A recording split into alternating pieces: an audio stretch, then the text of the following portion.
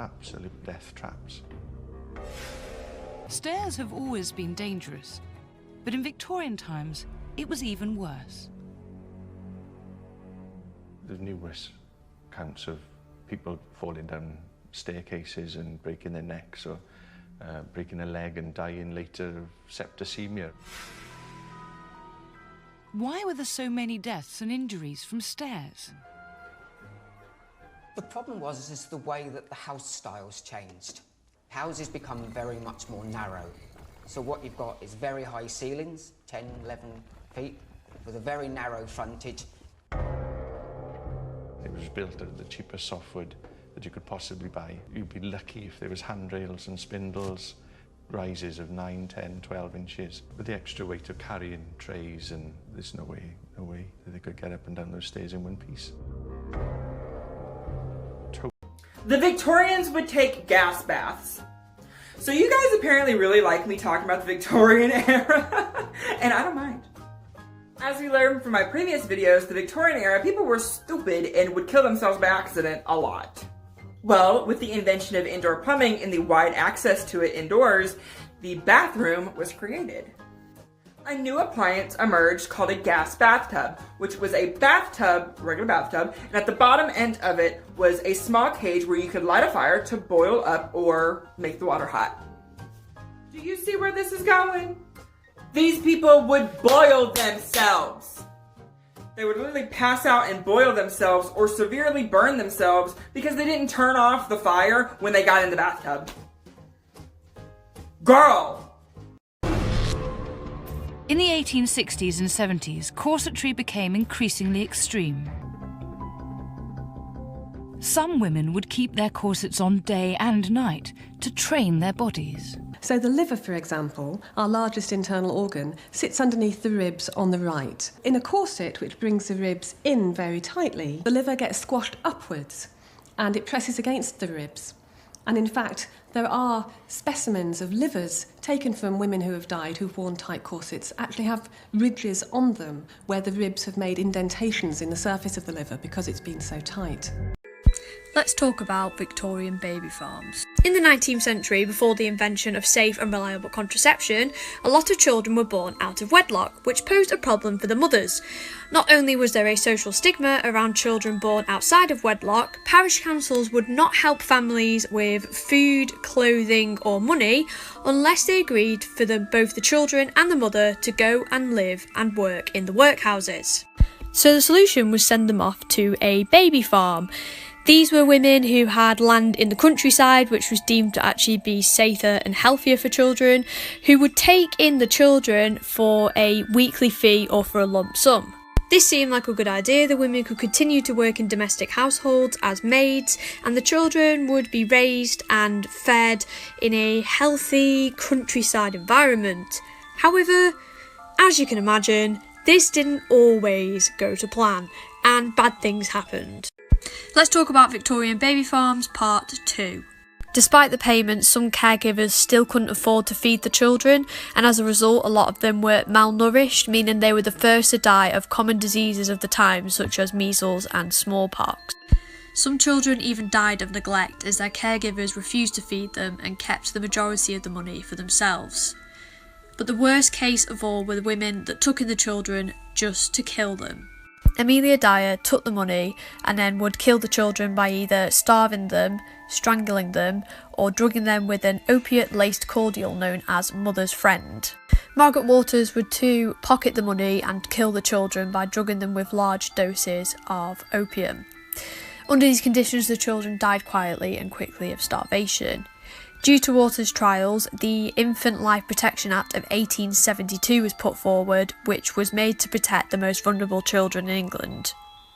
Unlike today's safety matches, matchsticks back then were dipped in a chemical called white phosphorus. It was this that made the matches catch fire. But phosphorus comes with some horrible side effects. Girls who'd worked here for some time could get a condition which they called fuzzy jaw. It was a terrible disease that caused the bones around the mouth to slowly rot away and emit a foul-smelling pus. As the infection spread, it would lead to horrendous disfigurement, organ failure, and eventually death. This is Mary Ann Cotton. When she was 20, she married William Mowbray and they had 5 kids. However, 4 of them died of gastric fever. They then had 3 more kids who also died. Then her husband also died, so she's seeming like a pretty unlucky woman. She then remarried to George Ward a year later, but he also died.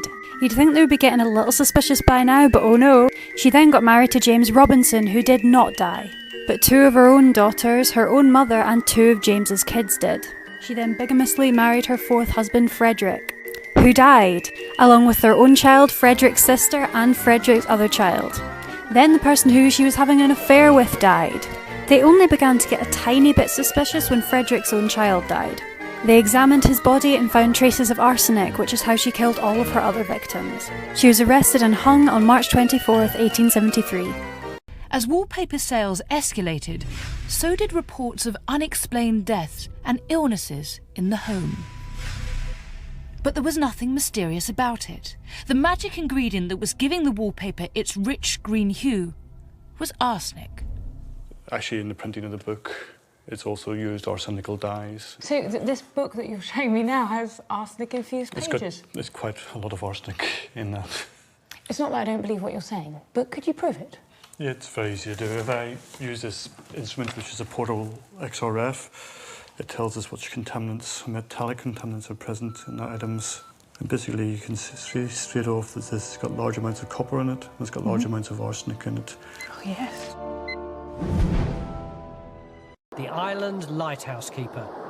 He was a volunteer desert island castaway who needed huge mental reserves. When you lived on a lighthouse, how did you cope? The worst part of the job was the psychological side. I was one of the lucky ones, and I saw it through because I always said there's always another day, and I always knew that my maker was up there to guide me through. There was something, there's a certain religious aspect I found with being off on a lighthouse like the Wolf. Weren't there times when you thought all that solitude would drive you nutty, though? No, because I have so many interests, reading books, modelling. I used to, like, say, surprise peas was one of the items I used to eat a lot, and I used to use the packets from them and make model buildings from them. And that kept you sane? Yeah, that kept me sane, yes.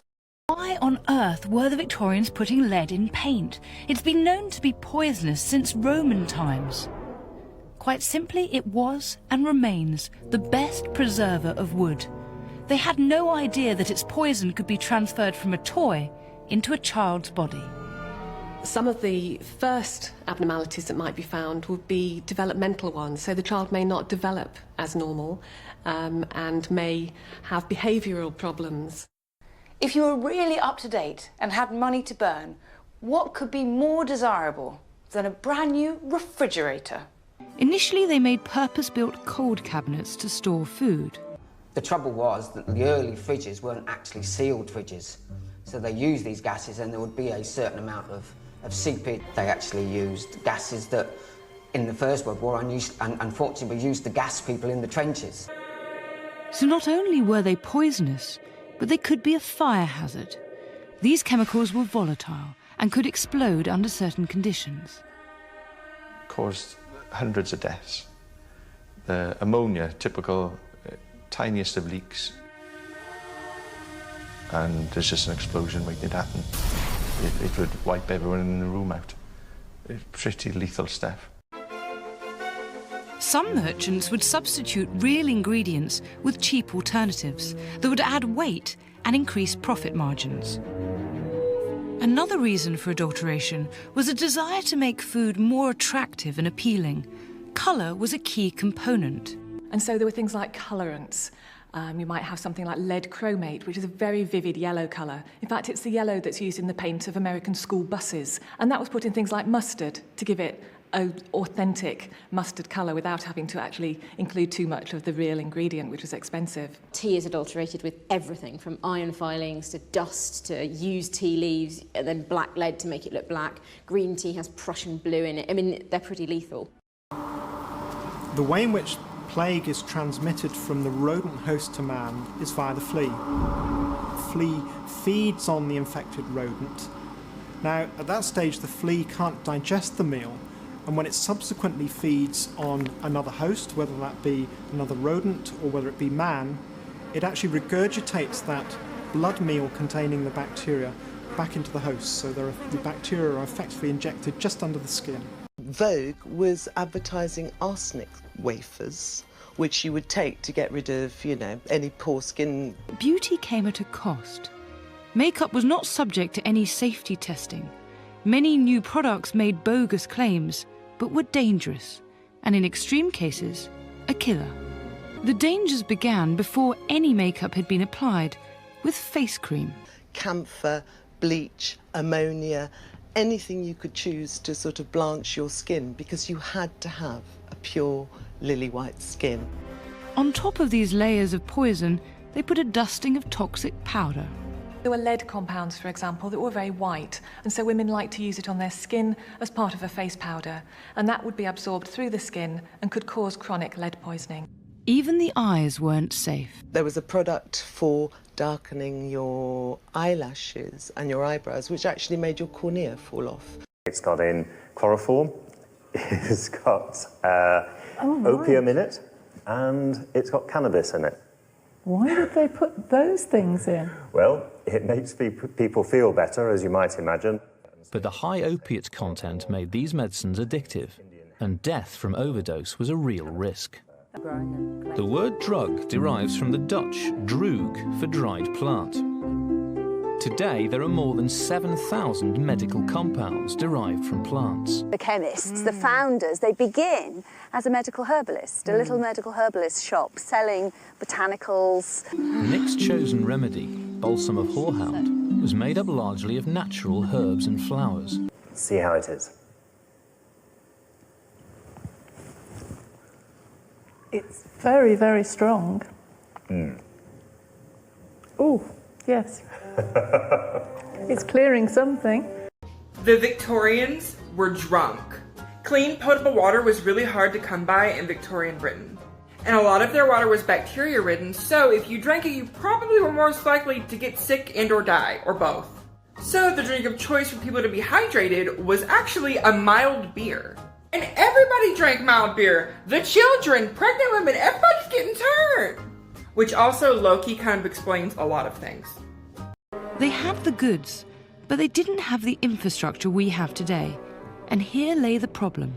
They would use the light socket to run all sorts of pieces of equipment, possibly even electric heaters. Now, From the wire going to the light? That's right, yes. They would put an adapter into the light socket. They would then run a bulb plus another piece of equipment off that. And in extreme cases, they would add a number of adapters and have a number of different sorts of pieces of equipment coming off the light circuit.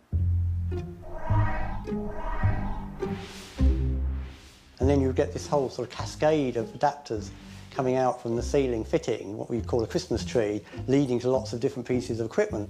So, for example, people would be doing ironing off the lighting circuit. They would maybe have an electric heater running off the lighting circuit.